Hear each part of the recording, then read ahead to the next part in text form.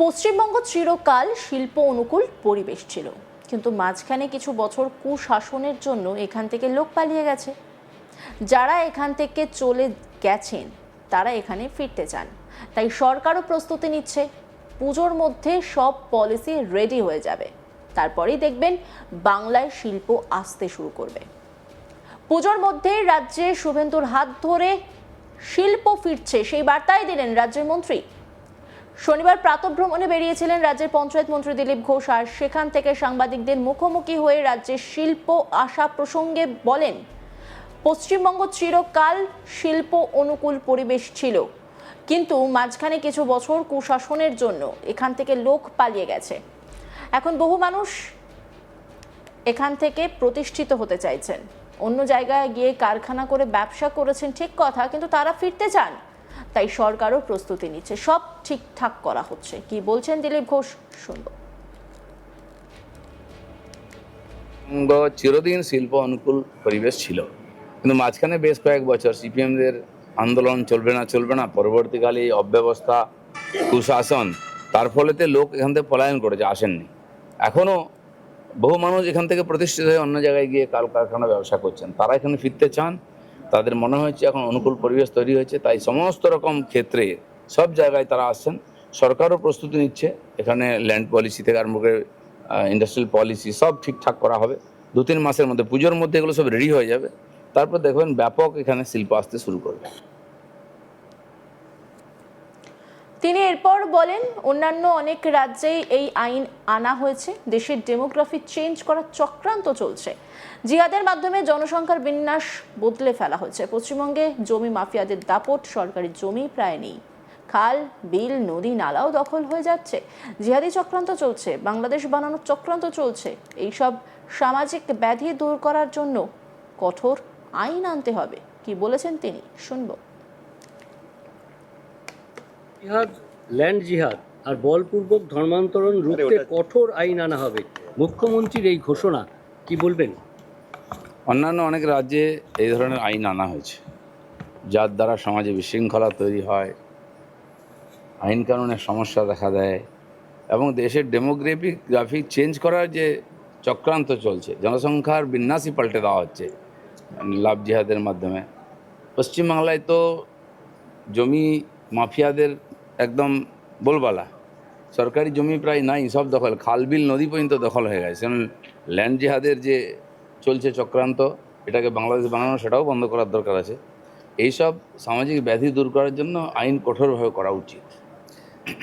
দাদা, এটাই সামাজিক সংস্কার নাকি প্রকৃত হিন্দু রাষ্ট্রের দিকে এগোচ্ছে দেশ?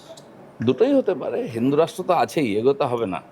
হিন্দু সমাজ আজকে পশ্চিমবাংলায় বিপন্ন, তাদের সুরক্ষা কবচও দরকার আছে, আর দেশের সুরক্ষা কবচও দরকার আছে। বাংলাদেশ থেকে কোটি কোটি লোক এসে জমি জায়গা নিয়ে সরকারি সুবিধা নিয়ে বসে যাবে, এখানকার জনসংখ্যাকে পাল্টে দেবে ধার্মিকভাবে। এর আগে বিভিন্ন মন্ত্রীর আহ্বান আমরা দেখেছি, তো সেগুলো এখানে করতে কোনো অনুমতি দেওয়া যাবে না। পুরসভায় কালির দাপট দেখা যাচ্ছে, যত লোক মুখ খুলছে তাতেই দেখা যাচ্ছে ডিফ্যাক্টো মেয়র হিসেবে কাজ করতেন।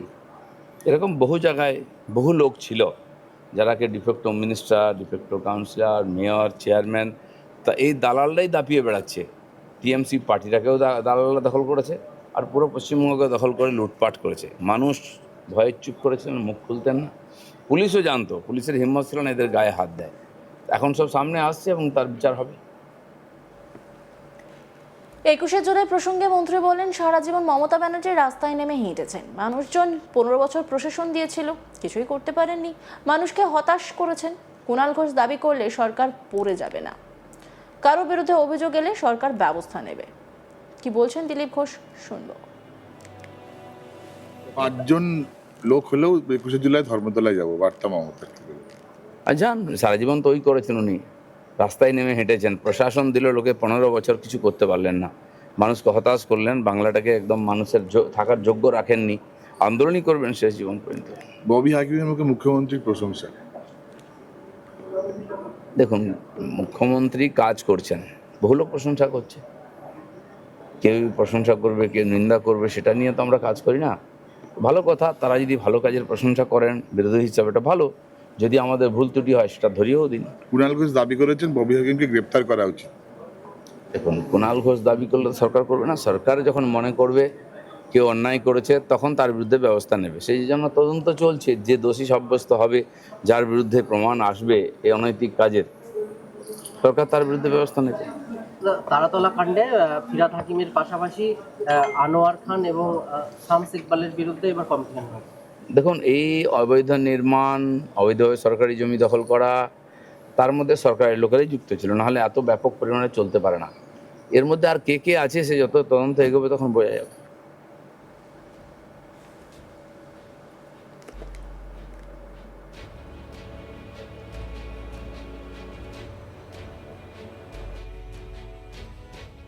প্রাতঃভ্রমণে বেরিয়েছিলেন রাজ্যের পঞ্চায়েত মন্ত্রী দিলীপ ঘোষ, আর সেখানে সাংবাদিকদের মুখোমুখি হয়ে রাজ্যে শিল্প আসা প্রসঙ্গে মন্ত্রী বলেন, পশ্চিমবঙ্গ চিরকাল শিল্প অনুকূল পরিবেশ ছিল, কিন্তু মাঝখানে কিছু বছর কুশাসনের জন্য এখান থেকে লোক পালিয়ে গেছে।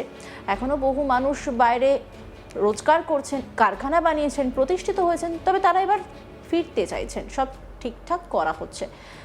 কি বলেছেন দিলীপ ঘোষ, শুনবো। পশ্চিমবঙ্গ চিরদিন শিল্প অনুকূল পরিবেশ ছিল, কিন্তু মাঝখানে বেশ কয়েক বছর সিপিএমদের আন্দোলন চলবে না, পরবর্তীকালে এই অব্যবস্থা, কুশাসন, তার ফলেতে লোক এখান থেকে পলায়ন করেছে, আসেননি। এখনও বহু মানুষ এখান থেকে প্রতিষ্ঠিত হয়ে অন্য জায়গায় গিয়ে কারখানা ব্যবসা করছেন, তারা এখানে ফিরতে চান। তাদের মনে হয়েছে এখন অনুকূল পরিবেশ তৈরি হয়েছে, তাই সমস্ত রকম ক্ষেত্রে সব জায়গায় তারা আসছেন। সরকারও প্রস্তুতি নিচ্ছে, এখানে ল্যান্ড পলিসি থেকে আরম্ভ করে ইন্ডাস্ট্রিয়াল পলিসি সব ঠিকঠাক করা হবে। 2-3 মাসের মধ্যে, পুজোর মধ্যে এগুলো সব রেডি হয়ে যাবে। তারপর দেখবেন ব্যাপক এখানে শিল্প আসতে শুরু। লাভ জিহাদ, ল্যান্ড জিহাদ আর বলপূর্বক ধর্মান্তরণ রুখতে কঠোর আইন আনা হবে, মুখ্যমন্ত্রীর এই ঘোষণা, কি বলবেন? অন্যান্য অনেক রাজ্যে এই ধরনের আইন আনা হয়েছে, যার দ্বারা সমাজে বিশৃঙ্খলা তৈরি হয়, আইন কানুনের সমস্যা দেখা দেয়, এবং দেশের গ্রাফিক চেঞ্জ করার যে চক্রান্ত চলছে, জনসংখ্যার বিন্যাসই পাল্টে দেওয়া হচ্ছে লাভ জিহাদের মাধ্যমে। পশ্চিমবাংলায় তো জমি মাফিয়াদের একদম বলবালা, সরকারি জমি প্রায় নাই, সব দখল, খালবিল নদী পর্যন্ত দখল হয়ে গেছে। ল্যান্ড জিহাদের যে চলছে চক্রান্ত, এটাকে বাংলাদেশ বানানো, সেটাও বন্ধ করার দরকার আছে। এইসব সামাজিক ব্যাধি দূর করার জন্য আইন কঠোরভাবে করা উচিত। দাদা, এটাই সামাজিক সংস্কার নাকি প্রকৃত হিন্দু রাষ্ট্রের দিকে এগোচ্ছে দেশ? দুটোই হতে পারে। হিন্দু রাষ্ট্র তো আছেই, এগোতে হবে না। হিন্দু সমাজ আজকে পশ্চিমবাংলায় বিপন্ন, তাদের সুরক্ষা কবচও দরকার আছে, আর দেশের সুরক্ষা কবচও দরকার আছে। বাংলাদেশ থেকে কোটি কোটি লোক এসে জমি জায়গা নিয়ে সরকারি সুবিধা নিয়ে বসে যাবে, এখানকার জনসংখ্যাকে পাল্টে দেবে ধার্মিকভাবে। এর আগে বিভিন্ন মন্ত্রীর আহ্বান আমরা দেখেছি। অন্যান্য খবরের আপডেটের জন্য অবশ্যই নজর রাখুন আজ তাক বাংলার ইউটিউব স্ট্রিমিংয়ে। লাইক, কমেন্ট, শেয়ার এবং সাবস্ক্রাইব করতে ভুলবেন না।